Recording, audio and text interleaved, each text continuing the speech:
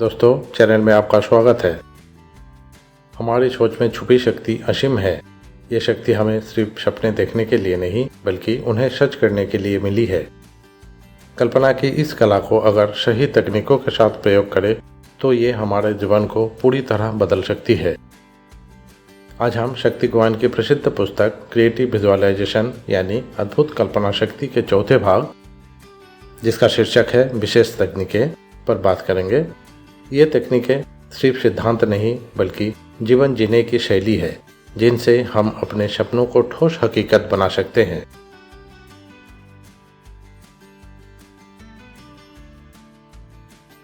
कल्पना की यात्रा को सही दिशा देने के लिए जरूरी है कि हम उसे लिखकर दर्ज करें। इसके लिए एक विशेष नोटबुक बनाइए, जिसे हम क्रिएटिव विजुअलाइजेशन नोटबुक कह सकते हैं। इसमें आप अपने सपनों, लक्ष्यों और इच्छाओं को लिखें। आप चाहे तो चित्र बनाएं, रंगों का इस्तेमाल करें या उन चीज़ों की तस्वीर चिपकाएं जिन्हें आप पाना चाहते हैं। ये नोटबुक सिर्फ कागज और शब्द नहीं बल्कि आपके भविष्य की योजना है। जब भी आप इसे खोलते हैं, ये आपको याद दिलाती है कि आप कौन हैं और किस दिशा में बढ़ रहे हैं। यही लिखित चित्रण धीरे धीरे आपके अवचेतन मन को प्रोग्राम करता है। जब हम नोटबुक में अपने विचार लिखना शुरू करते हैं तो अगला कदम होता है खुद को भीतर से शुद्ध करना, ताकि नई ऊर्जा और सकारात्मकता हमारे जीवन में जगह बना सके। हमारे भीतर कई बार नकारात्मक भावनाएं और डर जमा हो जाते हैं।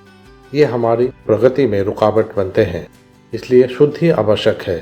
शुद्धि का मतलब है अपने मन, विचार और भावनाओं को साफ करना।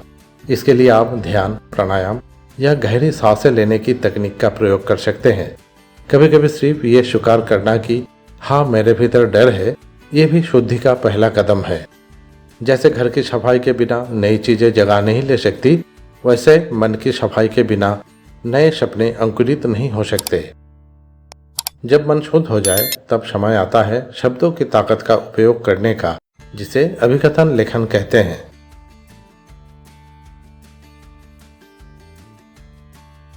शब्द में जादू होता है। जब हम सकारात्मक वाक्य लिखते हैं तो वे हमारे भीतर गहराई तक उतरते हैं।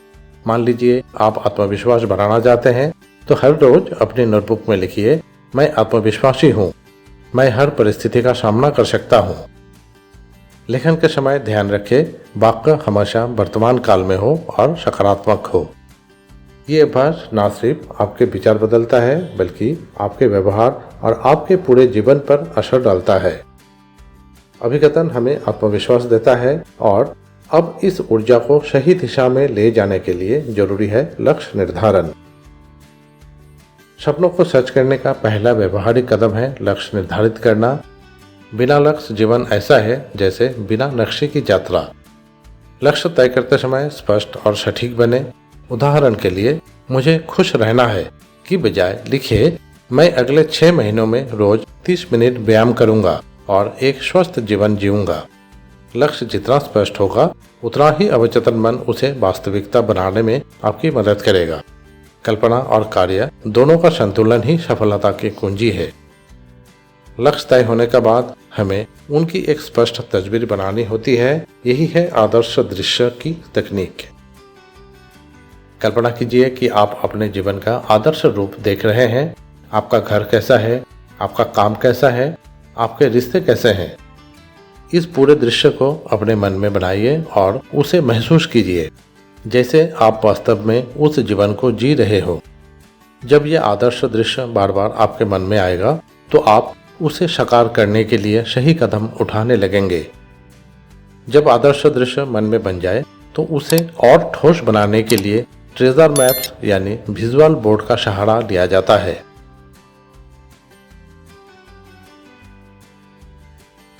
ट्रेजर मैप्स एक शक्तिशाली तकनीक है। ये आपके सपनों का दृश्य रूप है।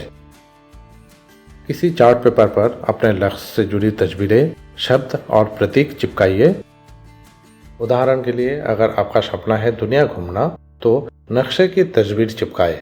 अगर आप एक लेखक बनना चाहते हैं तो किताब की तस्वीर लगाइए। हर बार जब आप इस ट्रेजर मैप को देखते हैं तो ये आपके अवचेतन मन में गहराई तक उतर जाता है और आपको उस दिशा में आगे बढ़ाता है। सपनों के नक्शे बनाने के बाद अब बारी आती है खुद के स्वास्थ्य और सौंदर्य को सकारात्मक सोच के जरिए संवारने की। स्वास्थ्य और सौंदर्य केवल बाहरी रूप नहीं बल्कि भीतर की ऊर्जा है। कल्पना कीजिए कि आपका शरीर स्वस्थ है और आप ऊर्जा से भरे हुए हैं। अपने आप को तंदुरुस्त और आत्मविश्वासी महसूस करें। ये मानसिक चित्रण आपके शरीर की कोशिकाओं तक असर डाल सकता है। कई बार लोग बीमारियों से उभरने में इसी तकनीक का इस्तेमाल करते हैं।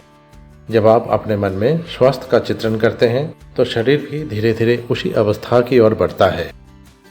व्यक्तिगत स्तर पर बदलाव लाने के बाद अगला कदम है सामूहिक शक्ति का उपयोग, यानी समूह में मिलकर मानसिक चित्रण करना। कल्पना की शक्ति तब और बढ़ जाती है जब उसे सामूहिक रूप से किया जाए। अगर कोई समूह साथ बैठकर सकारात्मक कल्पना करता है तो हर व्यक्ति की ऊर्जा दूसरे की ऊर्जा से मिलकर कई गुना ताकत पैदा करती है। आप अपने परिवार, दोस्तों या किसी आध्यात्मिक समूह के साथ बैठकर सामूहिक ध्यान, मंत्र जप या विजुअलाइजेशन कर सकते हैं। सामूहिक शक्ति से परिणाम जल्दी और गहरे मिलते हैं। ये न सिर्फ लक्ष्य प्राप्ति में मदद करता है बल्कि लोगों को दिल से जोड़ता भी है। और आखिर में जब हम रिश्तों को भी रचनात्मक चित्रण से संभालते हैं तो जीवन हर पहलू से समृद्ध और संतुलित हो जाता है। हमारे रिश्ते हमारे जीवन का सबसे अहम हिस्सा है। अगर रिश्तों में तालमेल अच्छा हो तो जीवन सहज और सुंदर लगता है।